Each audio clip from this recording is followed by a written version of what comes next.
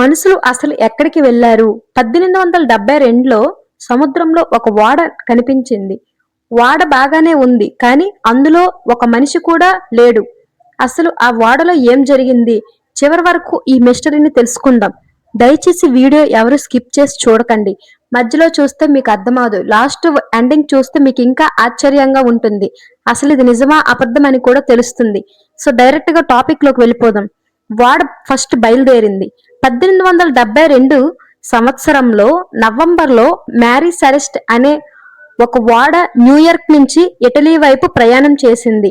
ఓడలో కెప్టెన్, అతని కుటుంబం సభ్యులు, సిబ్బంది ఉన్నారు. కొన్ని రోజుల తర్వాత అలా ప్రయాణిస్తుండగా సముద్రంలో ప్రయాణిస్తున్న మరో ఓడకు మ్యారీ సెరెస్ట్ కనిపించింది. కానీ అది సరిగ్గా నియంత్రణలో లేకుండా తేలుతూ కనిపించింది. అంటే అందులో మనుషులు లేకుండా, ఏమీ లేకుండా నీటిలో ఓడ తేలుతున్నట్టుగా కనిపించింది. ఓడలోకి వెళ్లి చూసినప్పుడు ఏం జరిగిందంటే అక్కడ ఎవరూ లేరు. అంత నిశ్శబ్దంగా ఉంది. కెప్టెన్, అతని భార్య, చిన్నారి, సిబ్బంది మొత్తం 10 మంది కనిపించకుండా పోయారు. ఈ ఓడలో చూసే వాళ్ళకి చాలా షాక్ అనిపించింది. అసలు ఏం జరిగింది ఇక్కడ? ఎవరూ లేకుండా సముద్రంలోకి ఓడ ఎలాగొస్తుంది ఈ షిప్పు? ఇంకా వాళ్ళైతే సతమతం అయిపోతున్నారు. అసలు ఇది నిజమా అబద్ధమా అని అయితే అనుకుంటున్నారు. కానీ అసలు షాక్ ఇదే. ఓడ పూర్తిగా పాడైపోలేదు. ఆహారం, నీరు కూడా ఉన్నాయి. ఓడలో అన్ని సదుపాయాలు కూడా ఉన్నాయి. అంటే వాళ్ళు ఓడను వదిలి వెళ్లాల్సిన అవసరం ఎందుకు వచ్చింది అనేది పెద్ద ప్రశ్నగా మారింది. ఇప్పుడు మీకు కూడా తెలిస్తే కామెంట్ చేయండి వాళ్ళు ఎక్కడికి వెళ్ళారు అనేదని.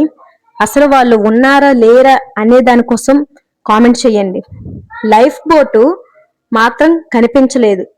వాళ్ళు ఓడను విడిచిపెట్టి చిన్న పడవలో వెళ్లి ఉండొచ్చని భావించారు కొంతమంది. కానీ ఆ తర్వాత వారి జాడ మాత్రం ఎక్కడ దొరకలేదు. ఆ అవతల వాళ్ళ బోటు వాళ్ళు వీళ్ళు ఎక్కడికైనా వెళ్ళారేమో చిన్న ఓడ నుంచి, అంటే లేదు సముద్రంలో దూకి చనిపోయారేమో. ఇంకా వీళ్ళకైతే చాలా సతమతం అయితే అయిపోతున్నారు. కానీ అసలు విషయం ఏం జరిగింది? అప్పుడు తుఫాన్ భయం, భారీ తుఫాన్ అయితే వస్తుంది. ఈ తుఫాన్ వచ్చేటప్పుడు ఓడలోని ఆల్కహాల్ ఆవిరులు తప్పుగా అంచనా వేసి సముద్ర పరిస్థితులను వంటి అనేక సిద్ధాంతాలు ఉన్నాయి. దీని ద్వారా వీళ్ళకి ఇంకా సతమతం అవుతుంది. అప్పుడు ఏం జరిగిందంటే, కానీ ఆ 10 మంది నిజంగా ఎందుకు అదృశ్యమయ్యారో ఖచ్చితంగా ఇప్పటికీ తెలియదు. మీకు గనక ఒకవేళ తెలుసుంటే కామెంట్ సెక్షన్ లో కామెంట్ చేయండి. సరే, మ్యారీ సెరెస్ట్ ఓడ దొరికింది. కానీ దానిలో ప్రయాణించిన 10 మంది మాత్రం ఎక్కడికి వెళ్లారో ఇప్పటికీ మిస్టరీగానే మిగిలిపోయింది. మీకు ఈ సిద్ధాంతం నిజమనిపిస్తుందా? కామెంట్ చేయండి ఒకసారి. ఇది ఎంతవరకు మీకు నమ్మాలనిపిస్తుంది అనే దానికోసం చెప్పండి. అసలు బోటులో 10 మంది ప్రయాణిస్తున్నారు. ఈ 10 మంది అసలు బోటు ప్రయాణిస్తుండగా మధ్యలో ఒక బోటు కనిపించి ఆ బోటు ఆపి చూడగా నీటిలో తేలుతూ కనిపించింది ఈ ఓడ. కానీ అక్కడ ఏం జరిగింది? అందులో ఆశ్చర్యం ఏంటంటే మనుషులు ఒక్కరు కూడా లేరు. చాలా భయంకరంగా గూజ్మంప్స్ వస్తున్నాయి ఈ వెళ్ళిన వాళ్ళకైతే. ఇది ఎంతవరకు నిజం అబద్ధం అనే దానికోసమైతే మనం తెలుసుకుందాం. అసలు ఇది రియలా లేకపోతే ఫ్యాటా అనే విషయం కోసం తెలుసుకుందాం.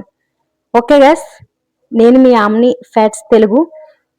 ఈ వీడియో గనక మీకు నచ్చుంటే లైక్ చేయండి. ఇంకా ఇలాంటి మంచి మంచి మిస్టరీ వీడియోస్ కోసం మన ఛానల్ని అయితే ఇప్పుడే సబ్స్క్రైబ్ చేసుకోండి. మీకు ఈ మిస్టరీ నచ్చుంటే నాకు కామెంట్ సెక్షన్లో కామెంట్ చేయండి. ఇంకో మంచి మంచి కథలతో, మంచి మిస్టరీలతో మీ ముందుకైతే వస్తాను.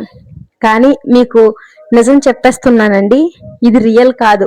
నేను ఒక కథ అయితే రాశాను, ఒక చిన్న టైటిల్, అంటే ఎలాగుంటుందని. మీకు గనక నచ్చుంటే నా కథకు చిన్న లైక్ అయితే ఇవ్వండి. అందరికీ నచ్చుతుంది అనుకుంటున్నా, ఎందుకంటే చాలా సస్పెన్స్గా కూడా ఉంది కదా. నాకైతే చాలా ఇంట్రెస్ట్ అనిపించింది ఈ కథ చూడగానే. ఇలాంటి మంచి మంచి మిస్టరీ వీడియోస్ కోసం మా ఛానల్ని సబ్స్క్రైబ్ చేసుకోండి. అలాగే నేను చెప్పే ప్రతి వీడియో మీకు నోటిఫికేషన్ ద్వారా వస్తుంది. అదే ఏంటంటే బెల్ ఐకాన్ క్లిక్ చేసుకోండి. అలాగే ఇంకా మీరు చూసింది కాక మీ ఫ్యామిలీ మెంబర్స్ కానీ ఇంకా మీ రిలేటివ్స్కి కానీ ఎవరికైనా సరే ఈ వీడియో పంపించాలనుకుంటే పంపించుకోండి. ఎందుకంటే వాళ్ళకు కూడా చూడాలి కదా. సో అది జరిగిందండి. లాస్ట్కి ఈ వీడియో ఎండింగ్ వరకు కూడా అసలు ఈ 10 మంది ఎక్కడికి వెళ్ళారు అనే దానికోసం అయితే చాలా మంది అనుకుంటున్నారు. ఒకవేళ సముద్రంలో చేపల వేటకి వెళ్ళారేమో, వాళ్ళకి ఈత వచ్చేమో అనుకుంటున్నారు. కానీ ఆ 10 మందిలో 2 చిన్నపిల్లలు ఉన్నారు, 2 భార్యాభర్తలు, మిగతా వాళ్ళు సిబ్బంది ఉన్నారు.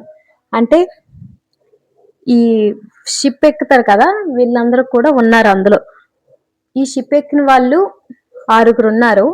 హస్బెండ్ వైఫ్ 2, ఆ హస్బెండ్ వైఫ్ పిల్లలు 2, బాగా చిన్న పిల్లలు.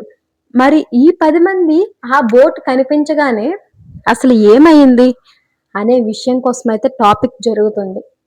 మీకు గనక ఈ వీడియో నచ్చుంటే లైక్ చేయండి. ఇంకా ఇలాంటి మంచి మంచి అప్డేట్స్ కోసం మా ఛానల్ని సబ్స్క్రైబ్ చేసుకోండి. ఎటువంటి ఫేక్ ఇన్ఫర్మేషన్ అయితే లేదండి, ఇది నిజంగా జరిగింది. 1872 సంవత్సరంలో నవంబర్లో ఇదైతే జరిగింది. ఇది ఎలా జరిగిందంటే, ఇది ఏ ఊరు వెళ్తుందంటే షిప్పు ఇటలీ వైపు ప్రయాణిస్తుంది. ఈ షిప్పు 1872 సంవత్సరంలో. అందులో 2 భార్యాభర్తలు, వాళ్ళ 2 చిన్న పిల్లలు, అలాగే మిగతా 6 ప్యాసింజర్స్, మొత్తం ఈ 10 మంది అయితే ఉన్నారు. కానీ అసలు ఏంటి, ఎలాగా, వీళ్ళు ఏమైపోయారు, ఎక్కడికి వెళ్ళారు అనే సస్పెన్స్ అయితే మధ్యలో ఉండిపోయిందండి.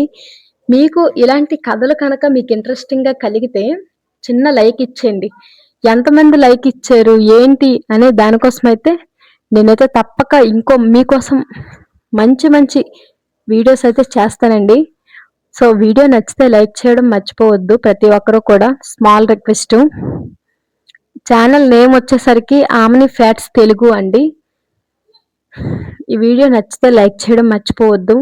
ఈ 10 మంది కథ మీకు గనక నచ్చుంటే కామెంట్ సెక్షన్లో ఇంకా ఎలాంటి మిస్టరీ వీడియోస్ కావాలని అయితే అడగండి. చిన్న మాట మర్చిపోయాను, ఈ 10 మంది ఏమయ్యారు అనే దానికోసం అయితే నాకు కామెంట్ చేయండి.